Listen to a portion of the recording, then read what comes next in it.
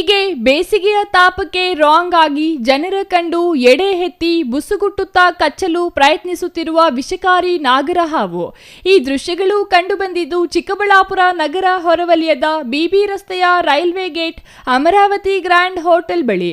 ಹೌದು, ಹೋಟೆಲ್ನಲ್ಲಿ ಅಡುಗೆ ಭಟ್ರಾಗಿ ಕೆಲಸ ಮಾಡುತ್ತಿದ್ದ ಸಂದೀಪ್ ಎಂಬ ಯುವಕ ಕೆಲಸ ಮುಗಿಸಿ ವಿಶ್ರಾಂತಿ ಪಡೆಯಲು ರೂಮಿಗೆ ಬಂದು ಮಲಗಿದ್ದಾರೆ. ಚೆನ್ನಾಗಿ ನಿದ್ದೆ ಮಾಡುವ ಸಂದರ್ಭದಲ್ಲಿ ಯುವಕನ ಎದೆಯ ಮೇಲೆ ನಾಗರಹಾವು ಹತ್ತಿಕೊಂಡು ಮಲಗಿದೆ. ಎದೆಯ ಮೇಲೆ ಭಾರವಾಗುತ್ತಿದೆ ಎಂದು ಗಮನಿಸಿದ ಯುವಕ ಹಾವನ್ನು ಕಂಡು ಗಾಬರಿಗೊಂಡು ಕ್ಷಣಾರ್ಧದಲ್ಲಿ ಹಾವನ್ನು ಬಿಸಾಡಿ ಸ್ಥಳದಿಂದ ತಪ್ಪಿಸಿಕೊಂಡಿದ್ದಾನೆ.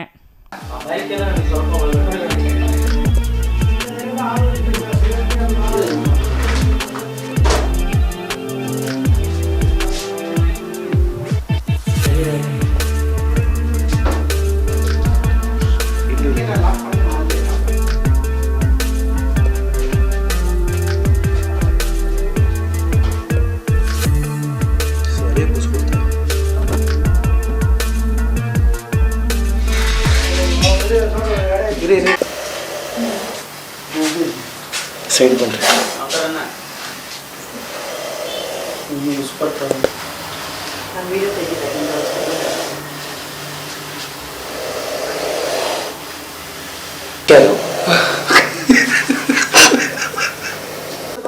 ವಿಷಯ ಬಿಡಲ್ಲ. ಅದು ಹಿಂದಕ್ಕೆ ಹೋಗ್ತಾ ಇದೆ ಬೈಕೆ.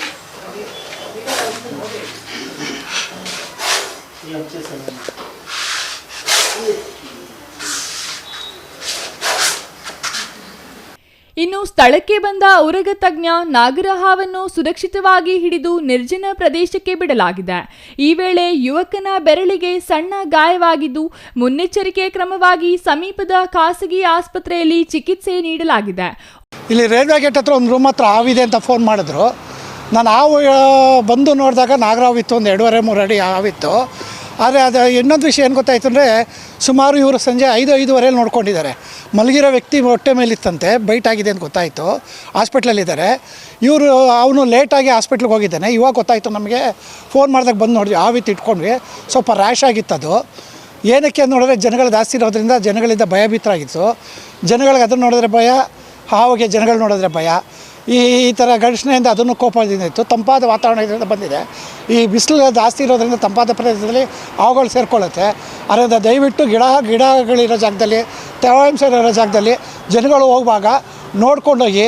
ವಿಷಕಾರಿ ಹಾವುಗಳು ಇರ್ಬೋದು, ಇಲ್ಲ ಚೇಳಿರ್ಬೋದು, ಬೇರೆ ಪ್ರಾಣಿಗಳು ಬಂದು ಸೇರಿಕೊಂಡಿರುತ್ತೆ. ಆದ್ದರಿಂದ ನಾವು ಹುಷಾರಾಗಿರೋದು ಒಳ್ಳೆಯದು.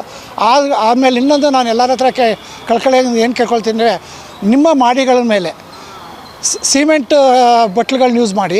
ಪ್ಲಾಸ್ಟಿಕ್ಕು ಸ್ಟೀಲು ಬೇಡ, ಯಾಕಂದರೆ ಬಿಸಿ ಆಗುತ್ತೆ. ನೀರಿಡಿ, ನಮಗೆ ನೀರಿಗೆ ಒದ್ದಾಡ್ತಾ ಇದ್ದೀವಿ. ಪ್ರಾಣಿ ಪಕ್ಷಿಗಳಿಗೆ ಸ್ವಲ್ಪ ನೀರು ಕುಡಿಯೋಕ್ಕೆ ಸಹಾಯ ಮಾಡಿ ಇಡಿ ಅಂತ ಎಲ್ಲರೂ ಕಳ್ಕಳಿಂದ ಕೇಳ್ಕೊಳ್ತೀನಿ. ನಾವು ರಕ್ಷಣೆ ಮಾಡಿದಾಗ ಆಕ್ರಮಣ ಇತ್ತು, ಭಯ ಆದ್ದರಿಂದ ಅದಕ್ಕೆ ನಾನು ಅದು ರಕ್ಷಣೆ ಮಾಡ್ತೀನಿ ಅಂತ ಅದು ಗೊತ್ತಿಲ್ಲ. ಅದರಿಂದ ನನಗೂ ಕಚ್ಚಕ್ಕೆ ಬಂತು. ನಾವು ಹುಷಾರಿಂದ ನೋಡಿಕೊಂಡು ಅದಕ್ಕೆ ಸ್ವಲ್ಪ ಟೈಮ್ ಕೊಟ್ಟು ಅದಕ್ಕೂ ಭಯ ಕಮ್ಮಿ ಆದಂಗೆ ನೋಡಿಕೊಂಡು ಇಟ್ಕೊಂಡು ಆಮೇಲೆ ಅದನ್ನ ಎತ್ಕೊಂಡು ಹೋಗ್ತಾ ಇದ್ದೀವಿ. ಒಟ್ಟಾರೆ ಚಿಕ್ಕಬಳ್ಳಾಪುರ ಜಿಲ್ಲೆಯಲ್ಲಿ 36 ಡಿಗ್ರಿ ಸೆಲ್ಸಿಯಸ್ನಷ್ಟು ಬಿಸಿಲಿನ ತಾಪ ಹೆಚ್ಚಾದ ಹಿನ್ನೆಲೆಯಲ್ಲಿ ಹಾವುಗಳು ತಣ್ಣನೆಯ ಸ್ಥಳಗಳತ್ತ ಬರುತ್ತಿರುವುದರಿಂದ ಜನರು ಎಚ್ಚರಿಕೆಯಿಂದ ಇರಬೇಕು.